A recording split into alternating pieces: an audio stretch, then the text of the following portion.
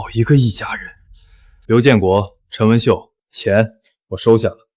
既然你们觉得自己能耐大，那从明天起，这猪场的一草一木都跟我没关系了。我倒要好好看看你们怎么亏得血本无归。建国，有良这回好像是真的生大气了，你说咱是不是把事情做绝了？哼，他那是年轻气盛，使小性子呢。等过几天他在外面撞了墙，气消了，自然就回来乖乖服软了。到时候再谈分成，主动权可就全捏在咱们手里了。建国，要不我还是去找有良好好说说吧，毕竟是一家人，闹得这么僵，我哥在那边看着也寒心啊。你去说什么？去给他低头？去求他回来？你这不是上赶着让他以后更拿捏咱们吗？有良啊，这大冷天的你在门口杵着干啥？周叔，以后这猪场的事儿我不管了。建国啊，我刚才在门口碰见有良了，他说他不管这儿了，这怎么回事啊？嗨，小孩子闹脾气呢，不管就不管呗，这猪还能饿死不成？你们叔侄俩的事儿我不掺和，但有良不管事儿了，这防疫的事儿你自己可千万得记着点儿。这几天刚变天，这季节的猪瘟拖不得，该打的针一针都不能少。知道了，知道了，老周，你也是老本行了，这猪好好的能有啥事儿？行了，您忙去吧。呸！这么久了，老子养的猪就没出过什么事儿。防疫啊，针钱那么贵，这老东西就是想趁火打劫，从老子这儿骗钱。没门！钱主任忙着呢，您看这新一季的猪仔指标，建国呀，指标的事儿今年别想了，早分完了。分完了，主任连一头都没有了。往年这时候有良来一趟，今年庄稼收成不好，肉价眼瞅着还要涨，上面的指标卡得死死的，一头都没有。你要是真急着要，去县城那几个私人大猪场走走看。不过我丑话说在前头，那边的价格起码比指标价翻1倍。刘老板，这批苗子可是我从隔壁省弄来的，虽然来路杂了点儿，但胜在有现货。你要是想要，这个数，这比有良以前拿的价格贵了1倍还多，这长成了还有利润吗？嫌贵？现在全县没苗的人多了啊，那些私人大土场都紧着呢。你不要，后头排队的人多的是，这可是发财的机会。这都半夜了，那个新猪仔的事儿到底怎么样了？快了！你操心这么多干什么？从明天起，猪场的饲料换成王家屯那个小作坊的，那家的豆饼掺了糠，价格便宜1半。可是以前有良买的都是全价料，猪崽吃了长得膘肥体壮，极少生病。要是换了差的，长不出膘来咋办？要不找他干什么？去给他低3下4的认错，让他看咱们笑话。咱们把成本降下来，等行情一涨，咱们能挣到之前的好几。这几坨怎么回事？看着没精神啊，连叫都不要喊一声。刘老板，今年能弄到货就不错了。这些苗子虽然长相一般，但骨架大，只要喂足了料，哪有不长肉的？你这品质比我预想的差远了，这价格能不能再压下3成？压价？后头还有3家等着要呢。也就是看你家有良的面子，我才先可着你。爱要不要？不要我拉走。成，我要了。建国，这批猪品质怎么跟以前差这么多？毛都炸着，还有几个蔫头叨脑的。路子我找好了，价格也谈妥了，你少操这没用的心，把槽子填满了，好好喂就行。建国，不对劲儿，那批新猪崽有几头在发烧，咱们得赶紧去找老周来看看，别是带了病回来的。找老周？你知不知道这个月咱们进了多少猪？手里的活钱全都砸进去了。老周上次专门提醒过，这季节拖不得，万一要是猪瘟……什么猪瘟？别在这儿咒我！以前有良在的时候，也没见出过什么问题。老周那老东西，他那是盯着咱们的腰包呢。防疫一做，又是几十块、上百块出去了。咱们现在要的是规模，要的是钱。你还想不想换县城带院子的红砖房了？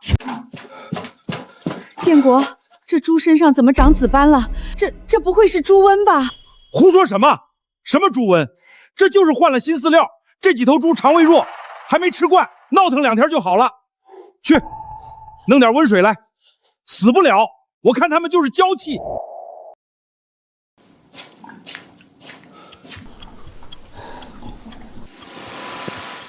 吃了就好，吃了就好。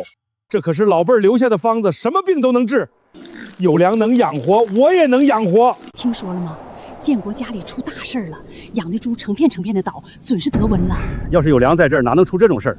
人家有粮以前的猪养的个顶个的肥，从来没出过岔子。就是这刘建国真是心黑，没那个金刚钻，硬揽瓷器活，活该。闭上你们的臭嘴！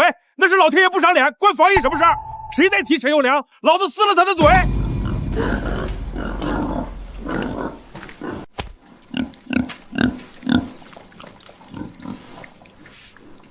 建国，别折腾那些土方子了。老周，你说是不是天太热了，还是饲料里长毛了？你快给打一针，多少钱我都给。打针？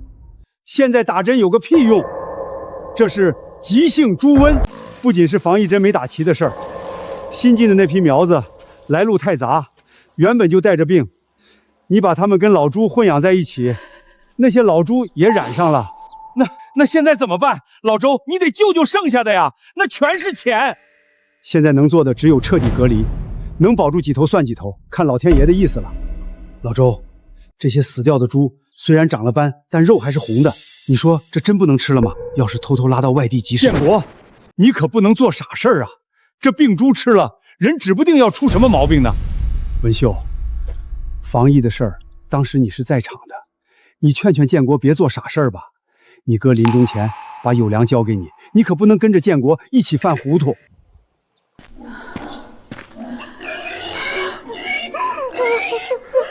哭就知道哭，晦不晦气？这不还有一半猪没死吗？这些刚死的，咱们趁着天黑抓紧拉去集上，要是卖不出去，咱家就真的血本无归了。你听见没有？去把推车推出来。听说了吗？刘建国家里闹猪瘟了，听说猪崽儿已经死了一半，剩下的也悬。他为了图便宜买病猪，还舍不得打防疫针。他把开东厂这件事想得太简单了，总以为出把子力气就能赚大钱。你难道真的一点都不管了？那毕竟是你小姑。可怜之人必有可恨之处。快来瞧，快来看，新鲜的猪肉，最后几头猪出栏，便宜卖了，1块钱一斤，只要1块钱一斤。刘老板，你这没喊错吧？人家别家都1块5，你这1块钱，哪能喊错？咱家今天杀猪杀得多，为了赶着回笼资金，不计成本了。大家伙看准了，手慢无。这刘拔皮平时1毛钱都不肯让，今天太阳打西边出来了，这肉怎么看怎么不对劲儿。你们快闻闻，你们闻闻这肉到底是什么味儿？哎呦喂，这哪是猪肉味儿啊？这分明是腐烂的死老鼠味儿！大家听我说，这是今天早上杀猪杀的急了，猪血没放干净，大家回家拿开水加点姜片焯一下，焯一下就没味儿了。真的是杀急了，要不我再给每人搭一块肥膘。哼，放屁！你家放不干净血，能放成这样？大家都看清楚了，这皮上的紫斑，这就是得了猪瘟死掉的烂猪肉。亏钱！亏钱！你这个黑心肝的畜生，拿温猪肉来害大家！我国防疫战，把他抓起来，不能放他走！你们胡说八道什么？别在这造谣！这肉是老子家猪场正常出栏的，这紫色这是猪皮天生带的，你们懂个屁！有的猪天生就长这模样，这是胎记。亏钱！亏钱！亏钱！亏钱！亏钱！都让开！防疫站检查。哟，王队长，您怎么亲自来了？这就是个误会。王队，成色不对，高度疑似急性猪瘟，得带回去做切片化验。刘建国，剩余的肉样我们要全部带走销毁，在化验结果出来之前，你摊位上所有的东西一律封存，不准再卖。把这个保证签歇了。呸！真是自作自受。以往在这摊位上卖肉的那个姓陈的小伙子，人家多会说话呀！见人先带3分笑，手里的秤杆子永远高高翘着，最是实诚不过一个人。谁说不是呢？陈家那崽子在的时候，咱这西极长街的名声什么时候臭过？这老狗倒好，一接手就弄来这一车瘟货，简直是把咱大吉的脸都给丢尽了。往后谁还敢来这儿买肉？黑心肝的畜生，活该被封！完了，一切都完了！刘建国，你给我把脑袋抬起来！今儿个你这是在公家的眼皮子底下顶风作案，把带瘟病的死猪肉往老百姓的嘴里送，你这是在图财害命。今天防疫站只是依法暂扣了你的摊位上的全部毒肉，我严肃的警告你，等县里的质检报告一出来，该交的罚款1分都少不了，听明白没有？都这个点儿了，老刘怎么还没回来？难道那一车病肉今天真的全卖光了？看来这死猪肉便宜卖，还真是有市场的，1块钱1斤，这利滚利的，老刘还真有两下子。还真卖干净了，这下发大财了。建国，你可真行啊！那么多肉，一转眼就卖完了。建国，这是怎么了？这白纸黑字的是个啥呀？肉呢？钱呢？看肉刚摆上，就有人瞧出了斑。老张那混蛋，背地里叫了防疫站，肉样全被拿走了，还逼着我写了保证书。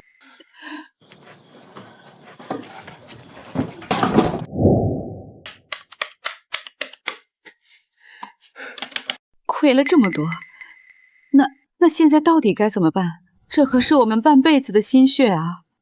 防疫站那边结果还没正式出来，只要结果一天没黑纸白字的贴到村口，就还有转圜的余地。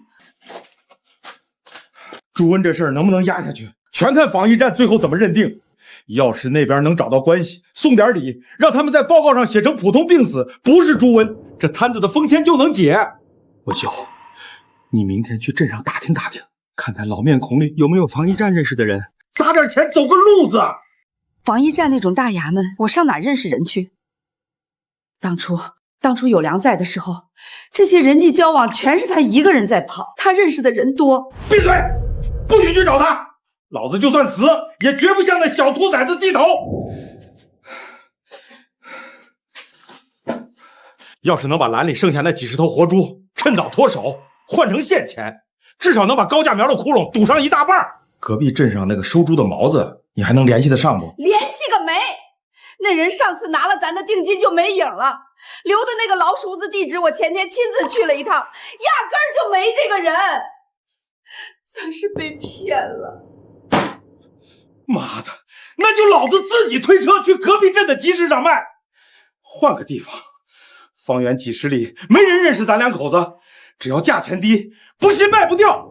建国，那些活猪天天跟死猪关在一个棚里，现在有的已经开始拉稀了。那些猪现在真的还能卖吗？这要是吃死人，活的就能卖，活的跟那些已经躺地上的死猪能一样吗？只要他们还会喘气儿，那就是好肉。少废话，明天天不亮就跟我去抓猪。文秀，有良当时还小，他爸当年得病闭眼的时候，是不把田契放你那里了？有良这几年整天在县城和外头跑，忙得脚不沾地，压根儿就没空回来看那块地。那地现在荒着也是荒着，长满了杂草。那块地是村口成色最好的熟地，要是咱们能那块地契押给镇上，绝对够咱们把眼前的所有窟窿都填平。等过几个月，猪场缓过气来赚了钱，咱们再把地契赎回来，原封不动的还给他。这中间一进一出，有良常年不回来，他压根就不会知道。不行，绝对不行！文秀，你听我说，这是咱们唯一的活路。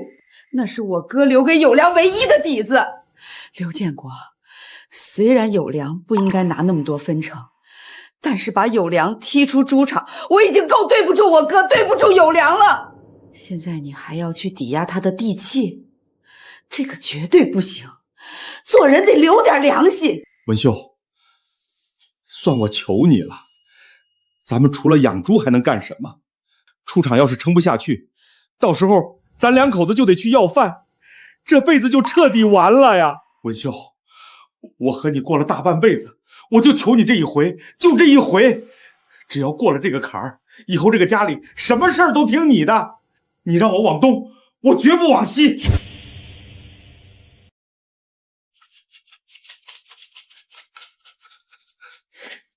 成了，全成了，就算防疫站开罚单都够填了。行了，别整天拉着个脸了。你放心，有良那块地常年长满野草，他连看都不来看一眼，一时半会儿发现不了。等咱们把眼前的坎迈过去，手里一有了现钱儿，老子第一件事就是拿着钱去县里把地契赎回来，原封不动的还给他。这事儿天知地知，你知我知，就当从没发生过。猪是活物，一旦遇上风寒、猪瘟，风险根本无法由人力压住，这种营生不是长久之计。如今市面上鱼货极其紧俏，价格比猪肉平稳得多，而且养殖周期短，见效快。有良，你看这深度成不成？再往下挖可就要见出水层了。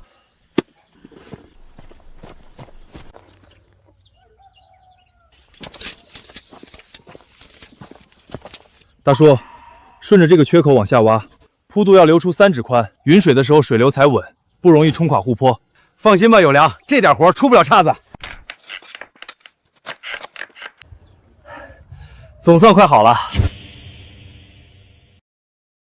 有良啊，先停停手里的活儿，叔有点事儿，得跟你说一声。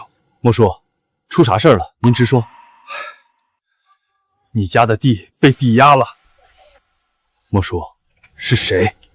嗨，是你小姑和你姑父。你姑父他们来交易的时候，一口咬定你也同意，说是家里急用。我寻思你们是一家人，也就没多想。但是听说你在捣鼓鱼塘，我才知道你们出了矛盾。莫叔，你先回吧，这不干你的事情，我去找他们。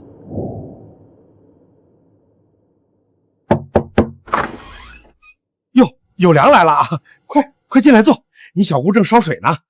我爸留给我的那块地，地契是你拿去抵押的。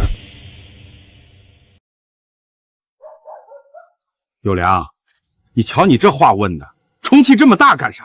地契的事儿确实是有这么一回事儿，但你先要把事情搞清楚。那块地是你爸当年留下的不假，可你爸也没说是留给你的呀。你小姑是你爸的亲妹妹，一母同胞的亲骨肉。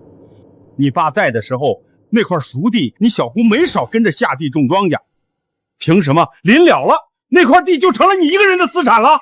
你拿去县里抵押，上面的签名有没有写我的名字？合同是我和你小姑一起去县里签的，你小姑是你的长辈，是陈家的家里人，她签字代表的就是陈家，那就是合法的。你的意思是签的是你刘建国的名字了？陈有良，你这孩子说话怎么这么不讲情面？这段时间猪场出事儿，我们两口子已经亏得底朝天，连裤衩子都不剩了。你当侄子的不帮衬也就算了，这时候跑来跟我们死咬着一块荒地不复，你对得起你小姑这么多年给你们家操的心吗？写谁的名字能咋样？你小姑是你爸的亲妹妹，是我老婆，在这个家里她就有权处置那块地。你爸当年要是真想把地只留给你一个人，当初写地契的时候就该写得清清楚楚。他既然没写明，那这地就是他们兄妹两个人的，老子拿自家老婆的地去抵押，天经地义。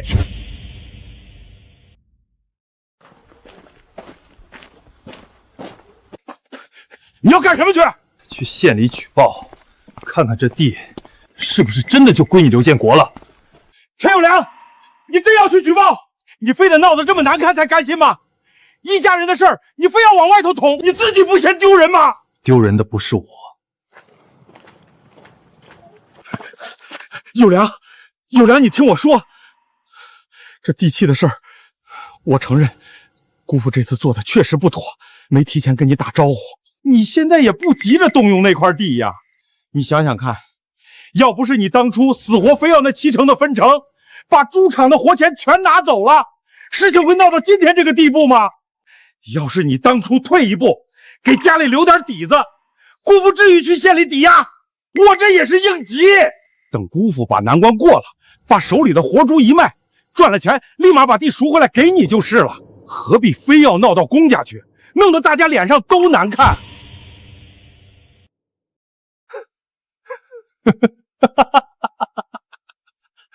刘建国，你到现在还觉得我不应该要那7成的分成？那块熟地，老子带着帮工，在风里雨里刨了整整半个月，大鱼塘我已经全部挖好了，连云水的水渠老子都一笔一笔核对过，彻底挖通了。临县国营渔场的优质鱼苗，定金我前天就已经亲自交到了人家厂长手里，万事俱备，就等明天放水进塘。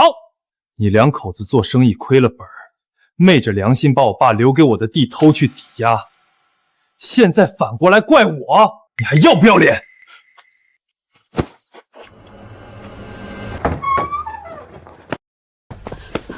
有良，有良，你先别走。有良，有良，你听小姑一句劝，你等你姑父把难关过了，他一定第一时间把地赎回来，好不好？是啊，姑父实在是没办法了，一家人我还会赖账不成？3个月等猪都出栏了，姑父就给你赎回来。这说到底，他就是咱们关起门来的家务事儿啊。你姑父那个人，你跟他过了这么多年，你还不知道吗？他就是个死心眼认死理的犟驴。你们两个今天要是这么在街面上硬生生的杠上了，到最末里谁都落不着好。听小姑的，咱回屋成不？小姑，你还记得我爸死前是怎么被人议论的吗？当年刘建国在外面赌钱，被人堵在院子里要砍断他的手，是我爸把棺材本和给我以后娶亲的钱全掏了出来，替他把赌债给填上的。你们本来就欠我很多了。那些年，我们父子2个人大冬天连一件没有补丁的棉袄都穿不上，赶集的时候连1碗1毛钱的豆腐脑都舍不得分着吃。那几年，我们爷儿俩吃了多少苦？村里人怎么骂我烂好人的，你当妹妹的心里没数吗？后来我爸得病闭眼的时候，家里穷得连一口像样的松木棺材都买不起，葬礼办得那么寒碜，连村头的五保户看了都直摇头。街坊邻里在背后戳着我的脊梁骨，骂我是个不孝子，骂了整整3年。如今你们是怎么对我的？把我辛辛苦苦做起来的猪场强行踢出来，侵吞我的心血，现在又昧着良心把我爸留给我的唯一一块实地偷去抵押。小郭，你看着我的眼睛，你信他刘建国还是信我？3个月我等不了，我也不信你们3个月就真的能还我。有良啊，小姑给你磕头了，是小姑作孽，是小姑对不起你爸。可千错万错，他毕竟是你的亲姑父啊！你把他送进去，你让小姑以后怎么活呀？求你了，有良！哭，使劲哭，把喉咙喊破了才好呢。陈有良这死崽子从小就一根筋，可他骨子里最随他那个死鬼痨的，面子软心肠烂。陈文秀好歹是他亲小姑，他陈有良就算是有天大的本事，今晚也得在老子面前生生把这口恶气给咽回肚子里去。求求你，给我们点时间吧！有良，你真是同意了，好，真是姑姑的好大侄儿。刘建国，我给你3天，3天之内把我爸那块地的地契原封不动的赎回来。只要我看见地契，我当这件事没发生过。有良啊！小姑和你姑父3天哪能拿出那么多钱啊？小姑求你！你要是再帮他说话，我就当没你这个小姑。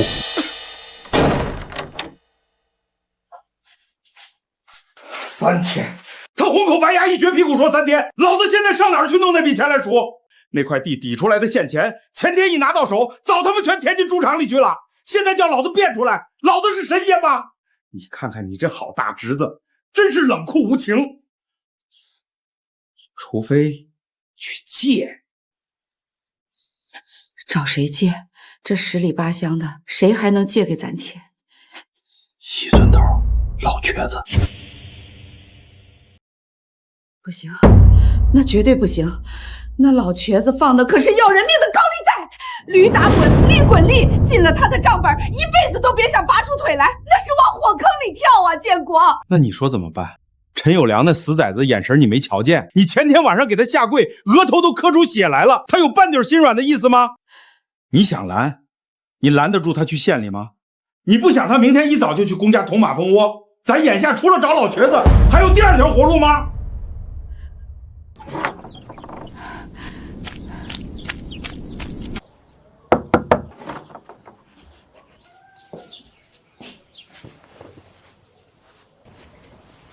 有良，这是小姑这些年1分1厘攒下来的私房钱，不多，这里面统共就360多块，你先拿着，你数一数，看看距离去县里赎地契还差多少，差下的数，小姑就算去要饭去借，也一定给你想办法凑齐。你别去举报你姑父，成不？小姑，这钱刘建国知道你拿来吗？不知道。这是我这些年喂鸡卖干菜攒下来的私房钱，他不知道。小姑，这钱我是不会收的，而且也远远不够。小姑，今天咱们坐在这儿，先不提地契的事儿，就跟你拉扯别的。小姑，你跟刘建国在同一个屋檐下过了这么多年，你摸着自己的良心说，你觉得你这日子过得怎么样？还能怎么样？这天底下的两口子，日子嘛，还不都是这么睁一只眼闭一只眼凑合着过？小姑，我今天跟你说一句掏心窝的实话，你听了别生气。刘建国这个人，他骨子里就不是个良配。你知不知道，他跟隔壁村那个姓王的寡妇，这些年一直藕断丝连，压根就没断干净。有阳，这个我知道，那都是多少年前的老黄历了。年轻的时候他确实混，干过不要脸的事儿。但自打那次被你爸抓到之后，这些年他一直在家里本本分分的。王寡妇那边，我心里有数。你今天别拿这个脏水来说事儿。你心里有数？小姑，你那是死死护着你自个儿的那层烂皮面子。你以为他当年被我爸抓到之后就收了心？你以为他天天窝在那个臭气熏天的猪圈里就真的改邪归正了？那不然呢？有良，你大伯当年已经替我出过气了，如今你还要把这陈年烂谷子的脏水泼到我脸上，非要逼得我连这个家都过不下去，你才甘心是不是？陈有良，你笑什么？你觉得作践你小姑很好玩是不是？小姑，我只是给你提个醒，你信或者不信那是你自己的事儿。我陈有良顶天立地，还沦落不到要拿这点裤裆里的脏事儿来对付他刘建国。我说这话只有一个意思，你值得过得比现在好一点。地契的事，我绝对不会就这么算了。他刘建国强占的是我们陈家的祖产，是我爸留给我最后的底子，说什么我都要一两不差的拿回来。但是小姑，我今天只要求你一件事，不管接下来的3天会发生什么，你给我站在正中间，闭上眼闭上嘴，绝对不要替他刘建国去挡。他做了什么恶，就让他自己去承担什么果。这件事打今儿起跟你没半点关系。有良啊，你这让小姑怎么站中间啊？我是他老婆啊，老天爷定下的两口子，我能眼睁睁看着他去死吗？你是我小姑，你是我爸在这个世界上唯一的亲妹妹，你给我记住了，你先是陈家的女儿，你是陈文秀，然后你才是刘建国的老婆。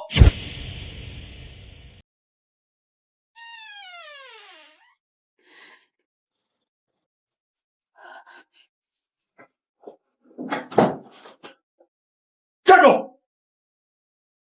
去哪儿了？出去走走。走走？你一个人天不亮就从这扇门里溜出去，到这时候天黑透了才死回来。陈文秀，你这脚板子是铁打的，走能走整整1天。你去找陈有常了是不是？你们姑侄俩想要合伙对付我？你跟他说了什么？没说什么，我就是去劝他，我让他看在我的面子上，看在长辈的面子上，千万别去县里公家捅娄子。就这些，没别的了？就这些。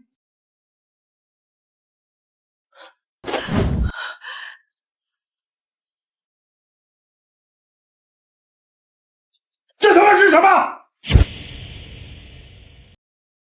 陈文秀，你长本事了啊！背着老子攒了这么多私房钱，你今儿拿着这些钱跑去孝敬那死崽子？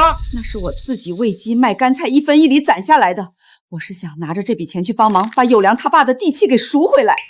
那死崽子竟然没赎，没收，他把我推出来了。没收？哼，他陈有良现在穷的也不比我们好多少，瞧见真金白银能不咬钩？文秀，你老老实实给我交个底，你今晚进他那个破屋，真就只待了这么一小会儿，你没背着我把咱家猪场圈里的账目私底下漏给他？我生是刘家的人，死是刘家的鬼。我要是真想跟他联手害你，今晚老娘压根儿就不会回这个大院。那死小子临了还说了什么没有？他说3天的期限不变，3天见不到地契，咱家的驻场也别想开了。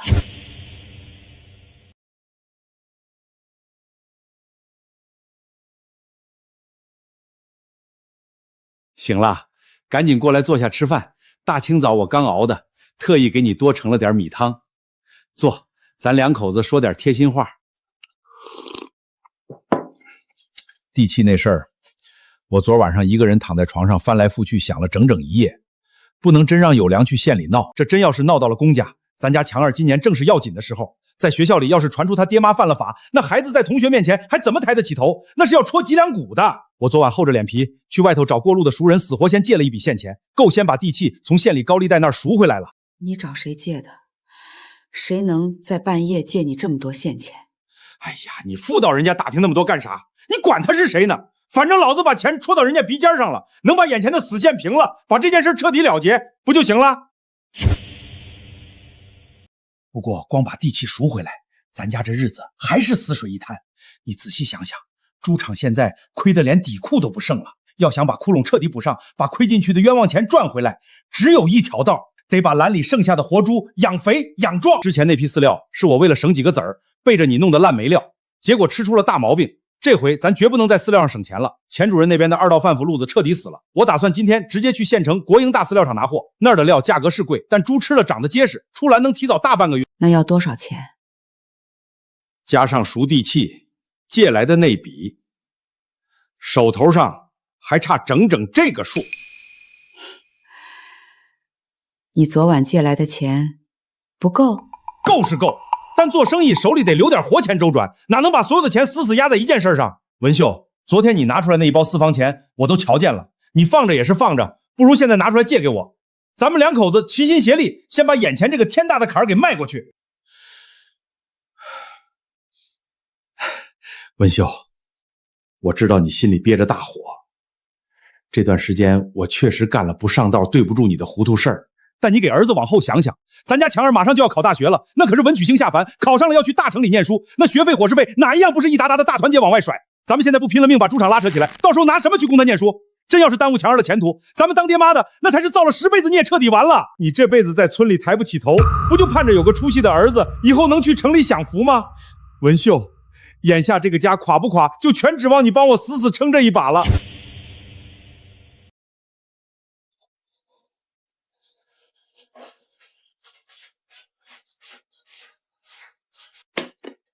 行了，你在家老老实实等我的好消息，老子这就去把正事办了。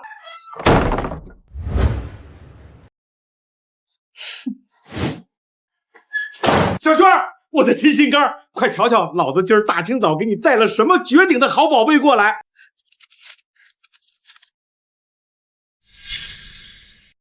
哟，刘建国，你今儿个是去哪里发了这笔横财？先前催你给儿子寄下个月的伙食大洋，你天天跟老子哭穷，今儿怎么这么大方了？老子发什么横财？这全是从家里那个死老太婆陈文修那个蠢货的箱底木板下面生生给刨出来的血汗大洋。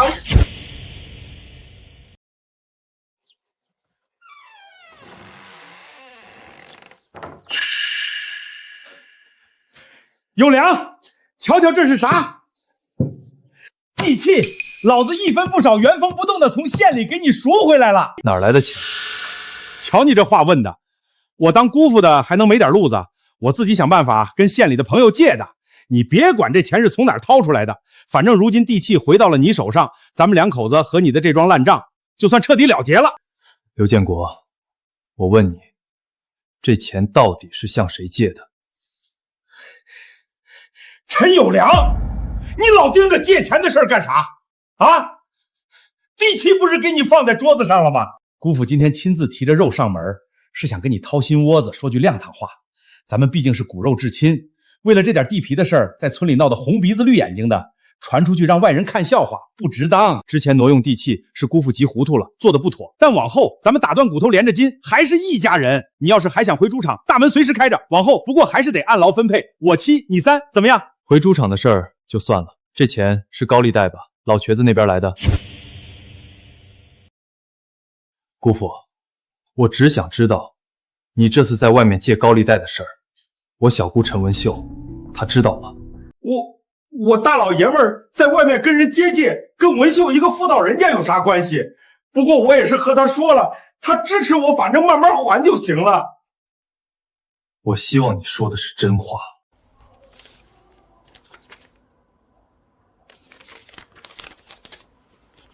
地契的事儿，看到我小姑的份上，到这里我不追了。但姑父，我今天有一句话，必须跟你在这张桌子上说清楚。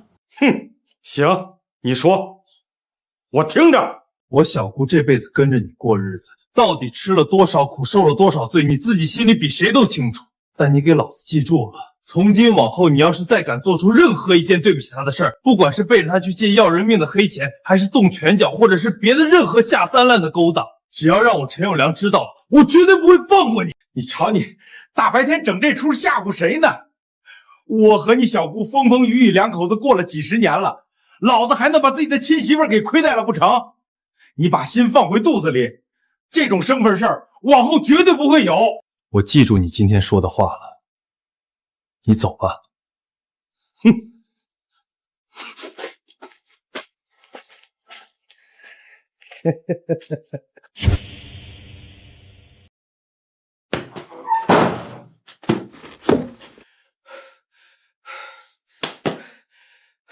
文秀，文秀，你快出来！我有天大的事跟你合计。文秀，今儿大中午的，我把热脸彻底贴到那死崽子的冷屁股上了。地契，我一分不少的还到他手心里了。脸面，老子活了半辈子，今儿算是彻底踩在泥里了。话也说软了，头也低了。结果你知道陈友良那畜生冲我说啥不？他说，猪场往后的死活跟他没半个子儿的关系。地契他拿走了。往后桥归桥，路归路，各走各的死路。我当时拉着他的手说，咱们到底是一家人，有话好商量。他倒好，连个正眼都没瞧我，就要赶我走。文秀啊，你拿心窝子疼了这么多年的亲侄子，现在的眼眶里压根就没装这个家。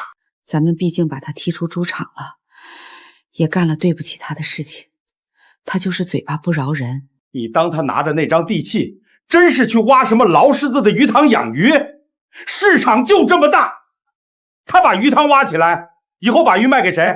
县里的大食堂，那原先可都是咱们猪场最大的主顾。你说的有道理，他搞这个鱼塘是在和我们抢生意，这孩子怎么就非要和我们作对呢？还有，他今儿在桌子上明晃晃的威胁我，说要是老子以后再干出半件对不起你的事儿，他就亲手把我送进县里的大牢。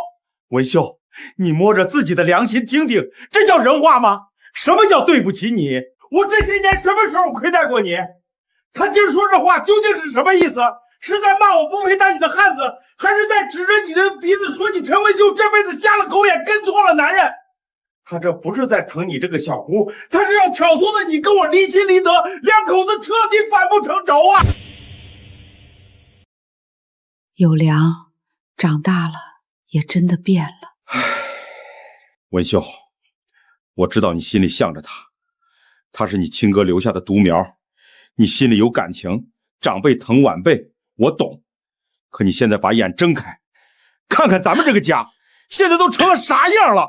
明天喂猪的饲料钱到现在还没个着落，防疫站前天压过来那张200块的罚单还没结清，这个家已经到了要人命的悬崖边上了。他陈友良作为亲侄子，在这个时候不说是掏出一个子儿帮一把，反倒是跑来要地契，说风凉话，还指着我的鼻子威胁我。你告诉我，他是在帮这个家，还是躲在大门外头，诚心在看咱们这两口子的天大笑话？文秀，我知道你这些年跟着我，受了天大的委屈。可你想想，咱们两口子现在坐着的这条船，它底下已经漏了水了。他陈友良站在岸上站着说话不腰疼，他不需要管这条破船漏不漏，他有他的优质鱼塘，他有他进城的大路。可咱们呢？咱们除了这个臭烘烘的猪场，这辈子手里还剩个啥？你是他亲小姑，他嘴里吐个唾沫你都当成是圣旨，但有一句话你给老子死死记在脑子里，他有良姓陈，你也姓陈，可你在这个屋里伺候了我几10年了，这个家今儿要是彻底垮了，你陈文秀第一个跟着踏进去死无葬身之地。这个家要是撑住了，你往后在这村里才有块站脚的地方。他陈友良再能耐，也绝对不会替你撑起头顶上这片天的。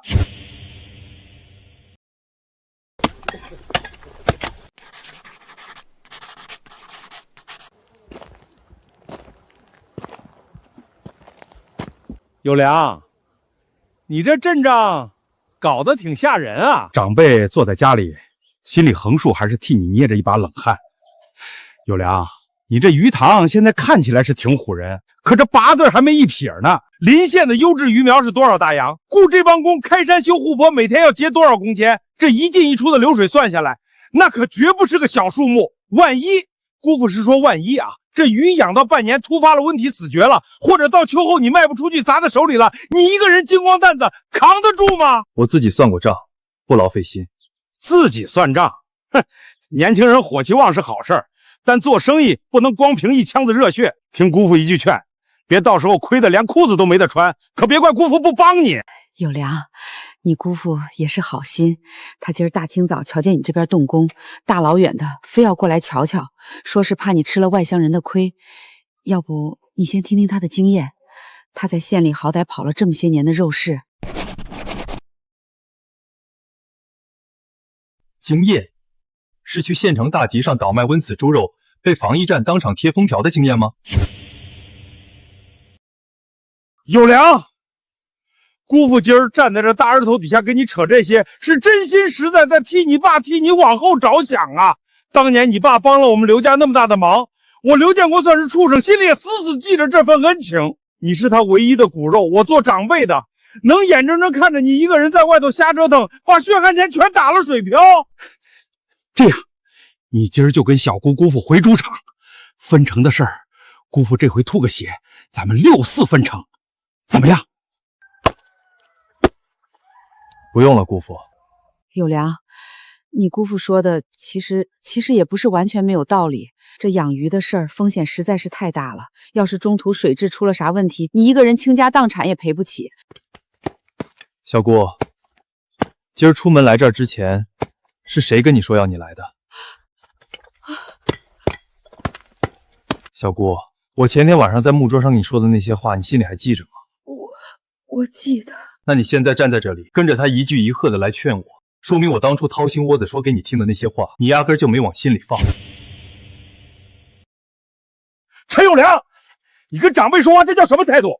你小姑今儿顶着大太阳来劝你，那全是好心。你这小姑，我不怪你，但我希望你明白，我前天晚上有些话是说给你的，不是让别人拿来当枪使、当话筒转。行了，狗咬吕洞宾，不识好人心。有良，你既然有了通天的大本事，当初父的也不多废话了。哼，今儿就是来看看，往后要是赔得精光要饭了，随时回猪场开口就是。走。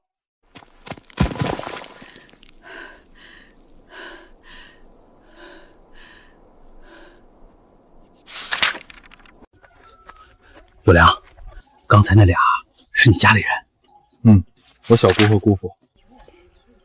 我瞧着那胖子眼珠子乱转，可不像是来道喜的，倒像是黄鼠狼，来者不善啊！你往后可得留个心眼儿。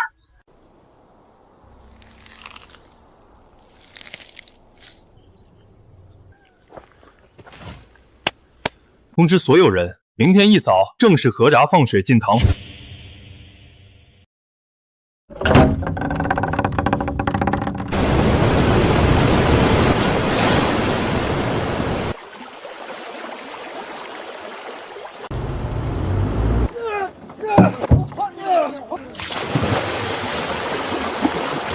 手脚都放利索点儿，鲫鱼苗娇贵，离了氧气活不过半个时辰。二组的把削皮管子接口给我死死扎紧了，一滴水也别往外漏，动作快。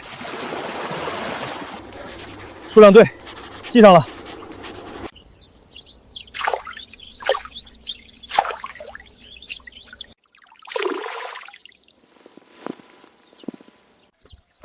有良，钱主任托人给你带的口信儿，县里那几家大单位的食堂对这批甲鱼有长期的死需求，让你养起来了，先去打个招呼，有多少要多少，货绝不愁卖。李哥、张哥，你们两个从今天起别去大堂捞浮萍了，24小时给老子死死守在这1亩3分地上。除了我村里任何一个人，尤其是刘建国那个死胖子和王寡妇那条线的人，要是敢往这湖泊边上蹭一下，直接用铁锹给老子往死里轰！出了天大的事儿，我陈友良一个人搁这顶着。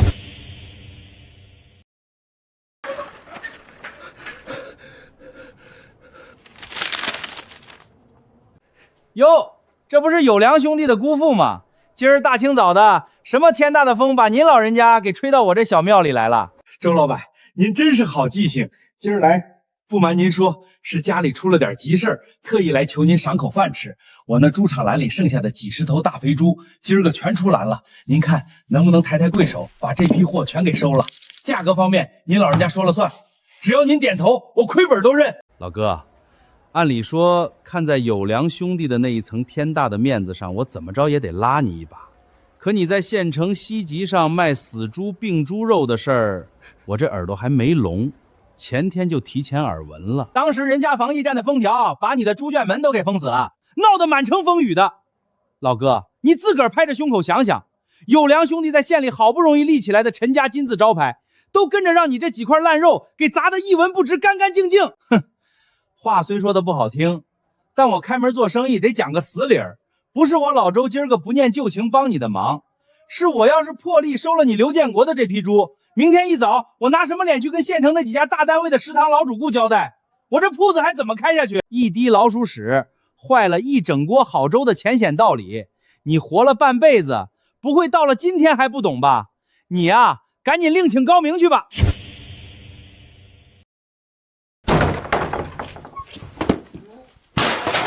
不要！他们凭什么说不要？以往咱们猪场出栏的肥猪，除了老子自己去集市上摆摊卖，剩下的全他妈是走县上肉市的统销。年年现在这个时候都是这条铁路子，他今天红口白牙一撅屁股说收不到了，凭什么？之前集市上卖病猪死猪的事儿，整个县里肉市的人全知道了。那是之前，现在圈里栏里躺着这几头，那是老子用借来的大洋去国营厂买的优质好料喂出来的，干干净净，跟之前那批温货有什么干系？县里那帮公家的王八蛋，连捡都不捡，看都不来看一眼，就一句话说不收，这天底下有这样的道理吗？检验证明得去县防疫建开，上次防疫建压过来的那张200块的罚单钱，你到现在都还没结清。老子知道，老子用得着你这个败家老娘们在这教训我？问题是圈里这几头活猪要是再卖不掉，城里那帮进苗的贩子今晚就能拿刀放了我的血。上次猪苗的欠款老子还没清干净，人家这2天已经上门催了2回了。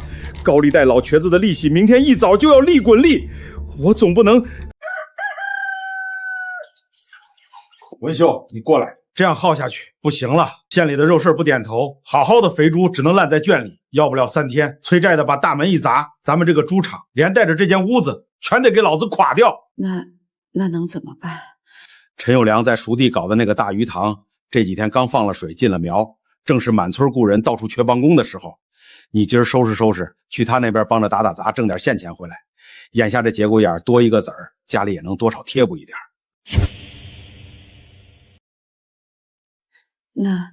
那猪场圈里的活计，你一个人能忙得过来？没事儿，我最近托了外头的关系，找了几个道上的力所帮手，过2天就进场。你这段时间在猪圈里也累得够呛，有粮的鱼塘的活计，无非就是拔拔草、扔点料，比伺候这帮畜生省力多了。你去他那边，全当是歇歇脚，顺带挣几个现钱。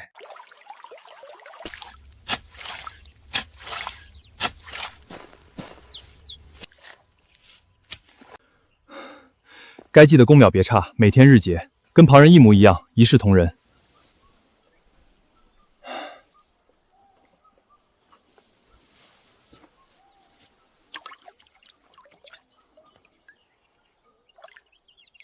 猪场那边最近怎么样了？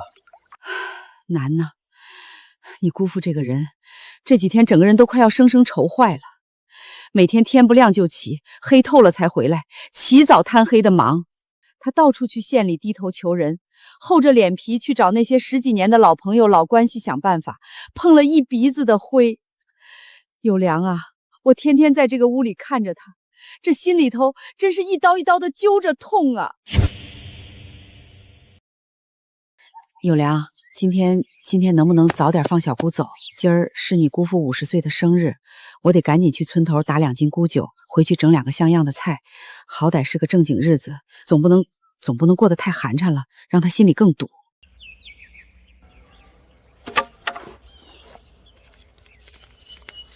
行，这些是你这几天的工钱，拿着吧。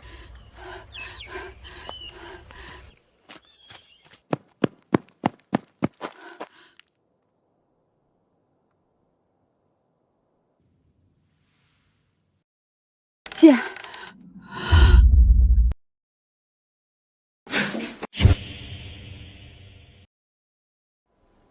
建国，这是怎么回事？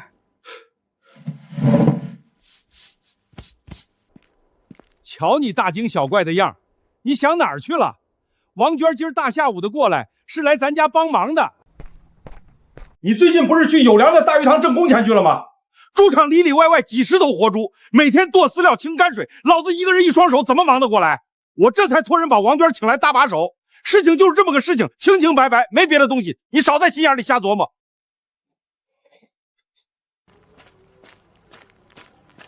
哎呀，嫂子，你可千万别误会，我真是来家里帮忙干苦力的。我们孤儿寡母这些年待在隔壁村，多亏了建国哥平日里前后的死力照应，这份恩情我王娟死也忘不了。如今瞧着建国哥的猪场遇到了难处，天大的坎儿摆在跟前，我们做人得讲究个投桃报李嘛，怎么能不来搭把手？嫂子，你心思重，可千万别往那龌龊地方想。要是今儿我站在这儿，让你心里实在不舒服了，得，我现在就走，1秒钟也不搁着。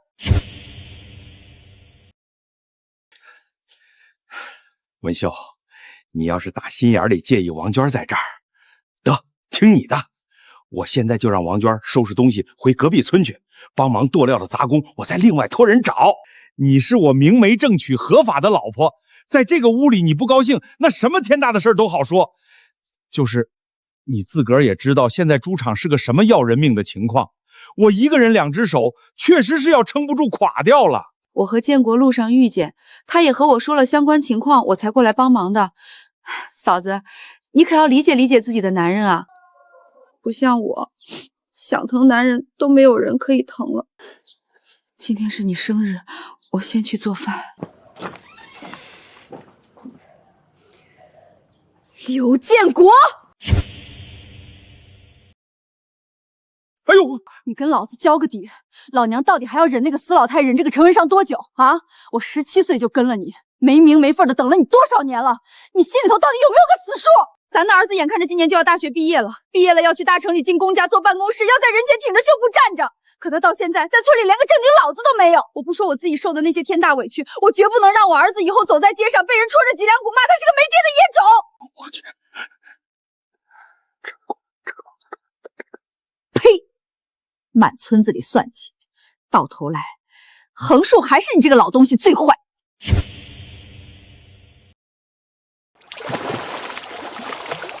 有良兄弟，你这批货真是不赖，分量给的足，鱼鳞连个破损都没有。今儿这几百斤我全拉走了，过几天第2批出塘，你直接往我们食堂后门送，咱们往后死合作，长期走货。成，周师傅您放心，我陈有良在这片熟地上刨食，规矩2个字儿，绝不掉在地上。有良，钱主任那边又有消息了，县里那几个大单位的头头提前打了招呼，说只要你那1亩塘的甲鱼一成熟，他们有多少拨多少，全要。李哥，把小姑手里的重活卸了，明天让她去东南角守着甲鱼苗，拿网兜捞捞浮蚬就行。成，听你的。小姑，今儿的工钱1分不少，你干活踏实，明天换个轻快营生，工钱照旧。哎，听你的，有良。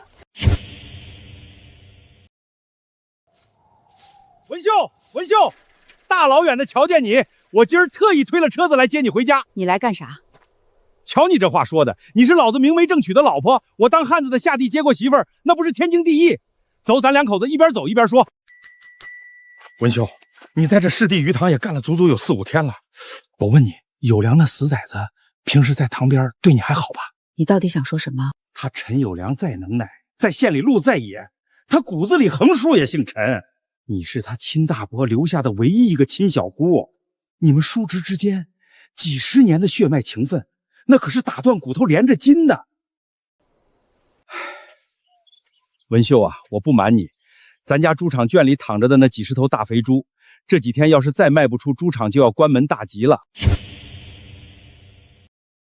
刘建国，绕了这么大一圈，你今儿晚上来接我，是想让我去求有良帮你的猪场卖肉？什么叫求？那能叫求吗？两口子说话别整得那么难听，我那是让你去跟他通个气儿，说说情。你天天在堂边看着他陈有良现在在县里大食堂几家公家单位的路子拖得有多狂多野，只要他陈有良愿意在跟公家交货的时候顺嘴提一句，把咱们猪场圈里那些上好的肥猪肉搭着他养鱼的渠道一起卖给县里，咱们不白让他忙活，老子做主，给他提成，给他2成的红利，这往后在村里两家并成一家发财，这不是皆大欢喜两全其美的好事吗？这个口我开不了，你自己干出来的那些烂账自己去评。开不了口？陈文秀，你摸着你自个儿的胸口想想，现在家里是个什么要人命的火烧眉毛情况？债主拿着刀天天在猪圈门口转悠，这批肥猪要是砸在手里烂了臭了，老子今生就彻底玩完了。文秀啊，算我求你行不行？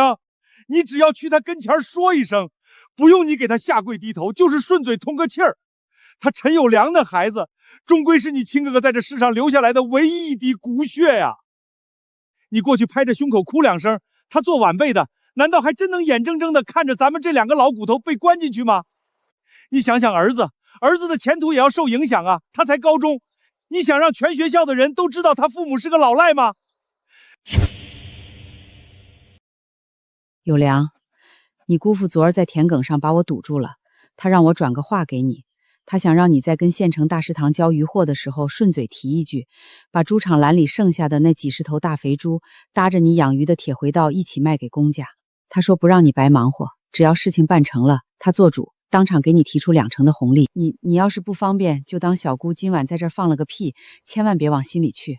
猪肉的死活我帮不上忙，我的渠道是县城水产科和单位大食堂，专门走的是活鱼水产。他刘建国那几头烂猪要是强行搭着我的渠道塞进去，公家不仅1斤都不会收，明天一早连我陈有良在这熟地上好不容易出来的金字招牌都得跟着一起砸个精光。这不是我当晚辈的不愿意抬手拉亲戚2把，是这件事在公家的规矩里本身就是一条死路，根本走不通。我知道了，有良，小姑不让你为难，我明早回去原话堵他的嘴。小姑，你等等。小姑，我今儿开门见山告诉你，刘建国的钱那是借的隔壁村老瘸子的阎王账，那笔黑钱估计早就过期很久了。就凭他刘建国那破猪场里躺着的30几头烂肥猪，今儿个就算你把他们连皮带骨全拿到县城卖成现钱，也连老瘸头的1半利息都生生填不上。听侄子一句劝，明儿一早你拿着户口本去县里把这婚给我离了，跟他断得干干净净。往后他刘建国是死是活，是被债主卸了大腿还是沉了河，跟咱们陈家没半个子的关系。离婚？我都50岁的人了，跟了他大半辈子，怎么离得了啊？猪场要是垮了，债主找上门，大不了老娘陪着他一起用1根绳子吊死在大门口。陈文秀，老子在旁边听了半天，你这张烂嘴还真是比茅坑里的石头还要硬。你死不离婚是吧？得，我今就和你好好说道。到底发生什么事情了？今天上午，隔壁村的老刘家的大孙子突发了高烧，大清早火急火燎的把老子请去住诊。我背着药箱看完病出来，顺着那条偏僻的后山土路往回走，路过村委一户独门独户长满了荒草的破厨房门口时，老子冷不丁瞧见刘建国那辆车杠上掉了漆的28大杠自行车就明晃晃的戳在人家大门口呢。我当时也没往那脏地方想，以为他是去那户人家买饲料，口渴的厉害，就顺手推开那院门，想进去讨口井水喝。结果老子刚走到堂屋里的那扇破窗户跟底下，这招子一抬，刚好顺着那煤糊严实的窗户缝，瞧见了里面最不该瞧见的脏东西。刘建国那个挨千刀的死胖子，正跟隔壁村那个穿的花里胡哨的王寡妇，2个人连衣服都没穿利索，在大白天嘶抱在一条土炕上啃呢。他一边抱着那野娘们，嘴里还一边嚷嚷着说你今早给他的藏箱底的养老钱。他一转手就贴在了王寡妇的热炕头上。你天天在猪圈里闻泔水味，隔壁村那个出息的大学生王强，那是他跟野女人在外面下的私生死啊！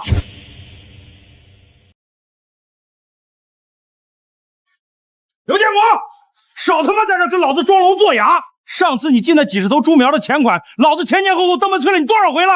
今儿个是最后死线，今天必须给老子把大洋结清！2位兄弟，两位大老板，抬抬手，再宽限兄弟个3、5天行不行？我这圈里全是上好的出栏肥猪，我这几天正在跟县城大食堂和有良的大渠道跑销路呢。只要那边一落笔，猪肉一卖出去，我砸锅卖铁第一个还你们的账。不等了！你那张烂嘴从开春念叨到入夏，没半句死真话。老子今儿个来就没打算空着手回去。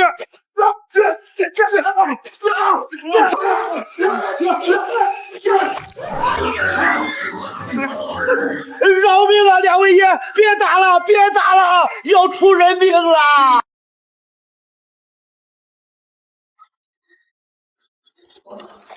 刘建国，今儿这2头活畜生，老子先拉走抵掉点利息，剩下的还款。后天一早，老子要是见不到钱，直接卸你2条大腿！文秀，文秀，你还死站在那儿干啥？赶紧过来，赶紧过来拉老子一把，拉我起来！有良呢？你前天傍晚去鱼塘找那死饺子，他到底答应了没有？他那销售大轨道到底能不能把咱们圈里的肥猪肉一起塞进公家大食堂？你倒是快说呀！建国，你和王娟在隔壁村后山那间破鼠房里的脏事儿，今天中午老周已经全部跟我说了。文秀，你听我解释，那都是老周那个死庸医吃饱了撑的，在满村里放狗屁作践我。我和王娟那是清清白白。刘建国，明天一早，咱们去县里把这婚离了。离婚？你疯了！你已经50岁了，你要跟老子离婚？陈文秀，你是不是听了陈有良那死崽子的挑唆？我陈文秀当牛做马伺候了你30年，养老钱都被你骗过去，贴了人家的热炕头，你还有脸跟我说有良在挑唆？我承认我糊涂，但是你不能因为这个和我离婚啊！离了婚，咱儿子的学还上不上了？你就算不心疼我，你难道连自己的亲儿子都不顾了吗？是吗？你还顾得上和我的儿子呢？刘建国，你到了这个份上，还要跟老娘演戏？你这话是什么意思？这些年咱们的儿子在学校省吃俭用，连校服都舍不得换新的。再看看王寡妇的儿子王强，不，应该叫刘强才对。文秀，你怎么知道的？你瞅瞅这上面白纸黑字写的是个啥？去年1整年，你往城里给那野种汇了整整4回钱，一回就是20块，又是买皮鞋，又是添置自行车。可我的儿子呢？他大冬天在学校里冻得手上全是冻疮，写信回来管你要5毛钱买冻疮膏，你生生把他骂了半个钟头，说他是讨债的鬼。那不是咱儿子才上高中吗？不能养成铺张浪费的习惯。文秀，你心肠最软了，千错万错都是我的错，咱不离行不？哟，刘建国，你今儿大清早这是唱的哪一出大戏啊？堂堂一个大老爷们儿，给个要人老珠黄的死老太婆跪地求饶，你刘家的脸面还要不要了？文秀她要闹离婚呢，别来添乱。离婚？陈文秀，你这死脑筋总算是开了一回窍啊！个不要脸的狐狸精，你瞒着老娘偷了20年的汉子，今儿个还敢来我家嚣张？呸！陈文秀，你照照镜子瞅瞅你自己那张老脸，蜡黄的跟个死干菜似的。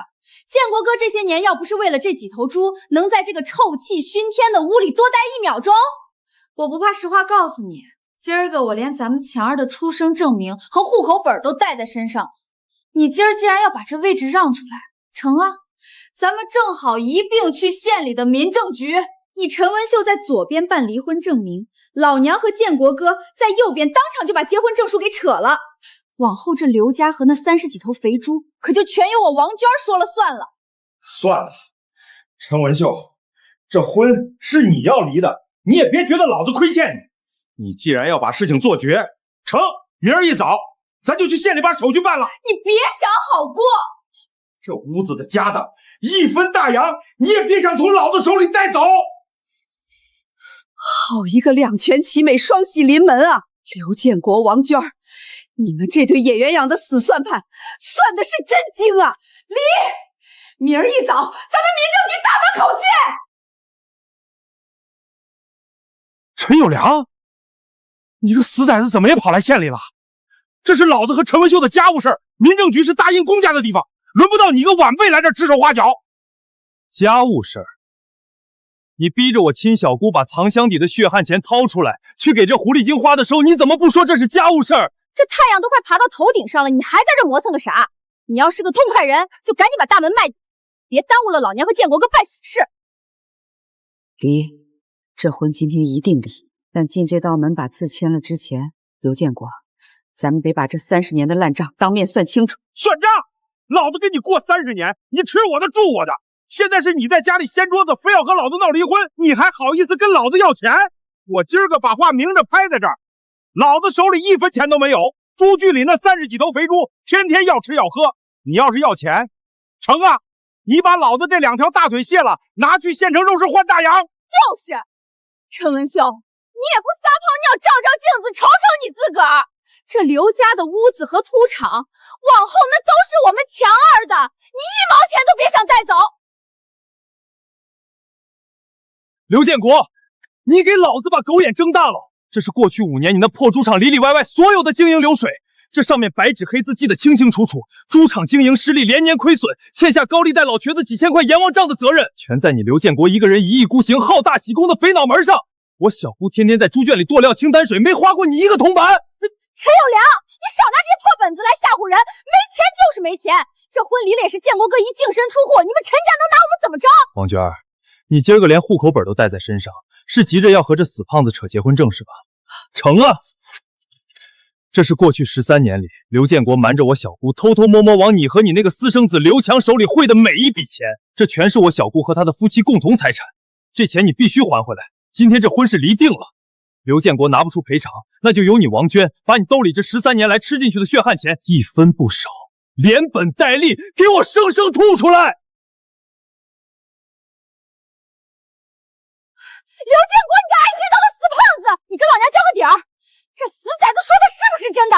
你那猪场是不是早就垮了，真的一文不值了？你还在外面欠了高利贷！你听我解释，那高利贷的事情我能平，咱们今儿先把结婚证扯了再说。呸！老娘17岁就跟了你，没名没分的等了你这么些年，你到头来不仅是个连头活猪都保不住的穷光蛋，还想让老娘替你背高利贷的阎王债，把我的私房钱刀都吐出来，扯证！老娘今儿个要是跟你进了这大门，我就是全天下第1号的大傻子！刘建国，你给老娘听清楚了，从今往后在大路上碰到了你，少跟老娘套近乎。强儿姓王，他没你这个连裤子都要亏掉的死老子，这婚老娘不结了！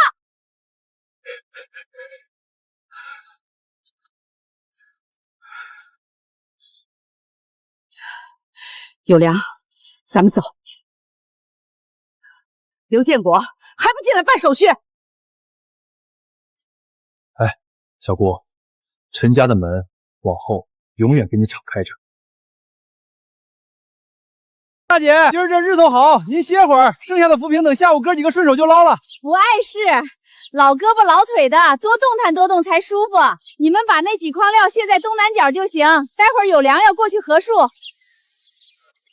小姑，快瞧瞧这几只老货，在黑泥里养的真是不赖，沉甸甸的坠手。哟，这成色在县城大集上，那可是打着灯笼都找不着的好货。